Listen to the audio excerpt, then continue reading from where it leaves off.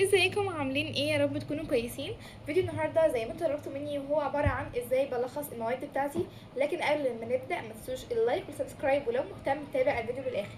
طبعا يا جماعه ناس كتير جدا قالت لي ايه فايده التلخيص وليه اصلا انت بتلخصي وازاي بتلخص. اول حاجه فايده التلخيص ان هو طول ما انت بتكتبي المعلومه بايدك ده بيثبتها جدا جدا في دماغك، بتحسي ان انت فعلا مش هتنسيها، ولا حتى لو مثلا في الامتحان انت في دماغك مش فاكراها ايدك هي اللي هتفتكرها. زي كده بالظبط طريقه الكتابه الكتير، انت اللي بتكتبي كل حاجه بايدك، ده طبعا هيساعدنا بشكل كبير جدا جدا جدا ان احنا ما ننساش المعلومه خالص. تاني حاجه وهي ازاي انا بعمل التلخيص ده. وهو عامه يا جماعه التلخيص ده بيكون عباره عن ان احنا بنلم الحاجات المهمه بايدينا، فبالتالي احنا اللي بنفتكرها لان احنا اللي بنكون كاتبينه، زي ما تقولي كده انت اللي كاتبه الدرس بايدك، فبالتالي هتعرفي انك تراجعي عليها في اي وقت من الاوقات. وكمان في اخر السنه بقى نقدر ان احنا نراجع على المهم بس، لان في اخر السنه انت بتبقي عامه مذاكره الدرس ده مثلا مره في الاول خالص، ومره وانت جايه تراجعي عليه، ومره ثانيه انت جايه على الوحده تراجعي على الوحده، ومره وانت تراجعي على ثاني وحده، فانت بتراجعيه كذا مره. لكن بقى في نهايه السنه احنا مش هنراجع الدرس بقى، احنا هنراجع على النقاط المهمه في الدرس الا وهي التلخيص. هو ده بيساعدنا في الوقت ده. فيلا كده من غير مقدمات كتير ويلا نشوف انا بلخص ازاي. لكن ما تنسوش اللايك والسبسكرايب لان بجد اللايك بتاعكم بيفرق معايا جدا، وكمان الكومنت الجميل بتاعكم. النهارده حاولت ان انا اوريكم اكتر ماده انتوا بتسالوني على التلخيص بتاعها، وهو الدراسات، او هي يعني دراسات. وده مثلا هوريكم اول درس، انا ملخصه اول درس، وتعالوا اوريكم ازاي بقى بنلخص صح. اول حاجه مثلا يا جماعه احنا هنتكلم على التاريخ. اول حاجه كتبنا العنوان بتاع الوحده بتاعتنا، قصدي العنوان بتاع اللي احنا بنذاكره، مثلا جغرافيا تاريخ علوم كده يعني. وبعد كده طبعا بنكتب العنوان الرئيسي في الدرس، مثلا الدرس الاول اللي هو عباره عن مصر بين المماليك والعثمانيين، مصر بين المماليك والعثمانيين، فبالتالي بنكتبه كده. وبعد كده بنبدا ان احنا نحط الالوان دي علشان نجد لما تيجي تراجعي كده تحسي ان هي مختلفه عن الكتاب وحاجه كده جديده انك تراجعي عليها، وبتكون حاجه مختلفه وشكلها جميل. اول حاجه واهم حاجه في التاريخ كله وهو التواريخ، فبالتالي احنا بنركز على ايه؟ على القرن الخامس عشر والقرن السادس عشر. في الدرس كاتب ايه بقى؟ صراعات بين الدولة العثمانية والدولة المملوكية والدولة الصفوية. وبعد كده كاتب في القرن الخامس عشر. فاحنا ايه الأهم عندنا أصلا؟ هو التاريخ. وبعد كده ما نكتبش الدولة المملوكية جنبها الدولة الصفوية جنبها الدولة العثمانية، لا، بيكونوا تحت بعض بحيث ان انت بتكوني مرتبة أفكار. تعريف كل دولة طبعا في الكتاب مش عامل كده، احنا بنفهم ونكتب على طول. أول حاجة الدولة المملوكية هنكتبها كذا كذا كذا، أزماتها كذا كذا كذا. لكن الكتاب برضو مش عاملها أزمات ايه، لا، احنا أزمات مالية هكذا، ازمات سياسيه كذا، ادت الى ايه؟ ادت الى كذا. فمثلا انت مثلا جيتي في اول درس مثلا في التاريخ، عامل لك انا مثلا الصفحه اللي هي لحد نص الصفحه ده عامله لك اصلا، او الصفحه دي كلها عامله لك 3 صفحتين او صفحتين في الكتاب. فاحنا لا بنلخص كده المهم بس، مش بنكتب كل المعلومات، لا، بنكتب المعلومات اللي هي بتيجي كتير في الامتحانات، والمعلومات اللي انت واقع فيها، والمعلومات اللي مهمه اكيد، زي مثلا ال ال القرون، القرن كذا، سنة كذا، والحاجات دي المهمة جدا. ومثلا اهم التواريخ الخاصة بهم، لان انا قلت لكم اهم حاجات تواريخ.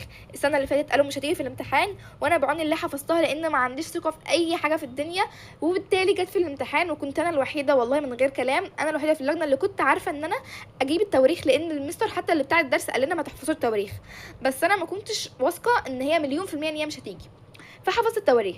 فبالتالي اكيد بقى في ثالثه لازم هيجيبوا سنه التواريخ دي، فبالتالي انا بركز عليها قوي. يعني مثلا القرن 15 و16 احنا عملناها فوق، لا هنكتبها هنا تاني. انهيار في الدوله المملوكيه، 1498 اكتشفنا كذا كذا كذا، 1805 كده يعني، فاهمين؟ فاحنا بنكتب اهم التواريخ الخاصه بهم في الحته مثلا اللي انت اتكلمتي عنها فوق كمجمل.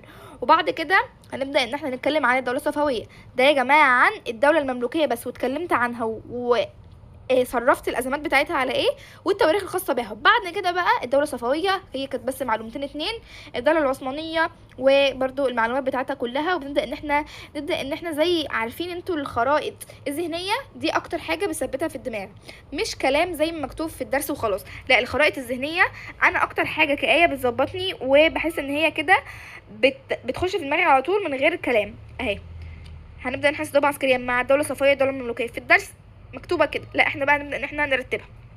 وبرده اهم حاجه يا جماعه الالوان، وبعد كده النتائج والاسباب وكده، وبعد كده اهم حاجه الالوان والترتيب والنظام والكلام ده كله. وبعد كده معركه مرج طابق. طبعا يا جماعه انا مش كاتبه الدرس كله، انا كاتبه المعلومات المهمه والمعلومات اللي انا محتاجاها او بتلخبط فيها. تمام. معركه مثلا بعد كده دخلت على معركه مرج طابق، لسه كنا بنتكلم على الصدام العسكريه مع الدوله المملوكيه والدوله الصفويه، هنكمل بقى الصدام العسكري ده والنتائج والاسباب والكلام ده كله. ومثلا اتكلمت على معركة مرج طابق لان هي عنوان اساسي او عنوان الاساسي بتاع الفقرة دي، بينما هي عنوان رئيسي، لا ثانية واحدة، هي عنوان رئيسي للحتة دي بس هي عنوان فرعي اصلا للدرس. تمام. انما العناوين الاساسية هي كده. تمام. بتاعة الحتة دي، يعني الحتة دي عنوانها الرئيسية عاملاها بالاورنج ده، بعد كده بقى العناوين الفرعية عاملاها كده عادي. تمام. يبقى انا هنا مثلا الاهم تواريخ خاصه بهم ده عنوان اساسي، بعد كده نكتب تحتها كل العناوين الفرعيه، ده عنوان اساسي كتبنا تحت كل العناوين الفرعيه وهكذا. هنا مثلا معركه الريدانيه، هنكتب بقى الميعاد او الزمن او اي حاجه، يعني انا بشرح لنفسي فعادي جدا. بعد كده الاطراف والنتائج وهذا كذا كذا كذا. وبقى طبعا تاني سؤال بقى بيجي كتير جدا في امتحانات، اسباب هزيمه المماليك، اسباب تفوق العثمانيين، ده او ده. تمام. ده الاسباب وده الاسباب، ولو الاتنين جم مع بعض الاتنين هنكتب كل الاسباب دي، الخمس اسباب. ومثلا كتبت تاني النتائج بقى الهزيمه، هنكتب الحاجات المهمه جدا. طبعا انا مش كاتبه زي اللي في الكتاب بالظبط، انا بكتبها على حسب ما انا عايزه اكتبها ازاي. يعني اهم حاجه باللغه العربيه الفصحى عبري بقى بطريقتك انت عادي. يعني انا في الامتحانات ما بكتبش زي كوبي موجود في الكتاب، لا انا بتكلم عن طريقه مثلا فهمي انا مثلا كتبت محمد علي زرع القطن مثلا، هنقول مثلا القطن تم زرعه بواسطه محمد علي. هل كده غلط؟ لا، انا بديكوا اي مثال، يعني مش شرط ان هي يكون صح. فبالفهم كل حاجه هتيجي عادي جدا. فاهمين؟ فانتقال خلافه الدوله الاسلاميه الى الدوله العثمانيه، وهنكتب بقى كل الاسباب بتاعتنا عادي. فده مثلا كان نبذه بسيطه كده، مش حابه ان انا اطول عليكم على التواريخ وكده.